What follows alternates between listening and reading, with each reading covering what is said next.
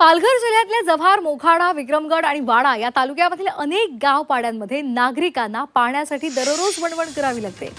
महिला आपल्या मुलाबाळांसहित पाण्याच्या शोधात भटकताना दिसत आहेत। पिण्यासाठी स्वच्छ पाणी उपलब्ध नसल्यामुळे नागरिकांना खड्ड्यांमध्ये साचलेलं दूषित पाणी पिऊन आपली तहान भागवावी लागते। याच पाण्यावर वन्य प्राणी आणि जनावरं सुद्धा अवलंबून असल्यामुळे नागरिकांच्या आरोग्याचा गंभीर प्रश्न निर्माण होण्याची शक्यता आहे। धरणाच्या पायथ्याशी असलेल्या गावांमध्ये पाणी टंचाईचं संकट अधिक तीव्र झालंय।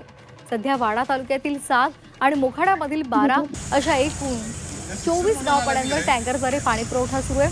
13 टँकरच्या माध्यमातून दररोज 29 फेऱ्या केल्या जात आहेत। आठवड्यामध्ये 202 फेऱ्या होत आहेत। तरी सुद्धा अनेक गावांना टँकरची मागणी अद्यापही कागदावरच आहे।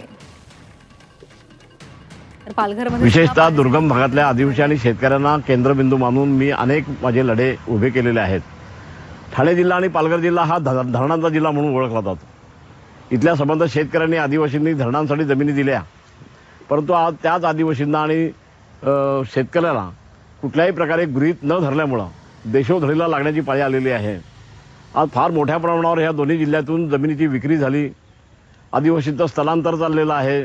दुसरीकडे पाण्याचं एवढं प्रचंड दुर्भिक्ष निर्माण झालेलं आहे की खेड्यापाड्यात राहणाऱ्या प्रत्येक माणसाला आज पिण्याच्या पाण्याची टंचाईला समोर जावं लागतं। प्रत्येक गोष्टीला पाणी लागते, तसं मग पाण्यासाठी काहीतरी करावेच लागतं ना सुविधा। आम्ही तर खूप त्यांना विचारलं, ग्रामपंचायत सगळ्यांना सांगितलं आम्हाला पाणी पाहिजे पाणी पाहिजे, पण देतच नाही। आम्ही खूप अर्ज केले, सगळे दरवर्षी करतो, पण आम्हाला काय दरवर्षी पाणी असं आश्वासनच भेटतात, पाणी पोहोचत नाही आमच्यापर्यंत। आम्हाला पाणीच पाहिजे होते, एक हदुराचं पाणी प्यावं लागतं।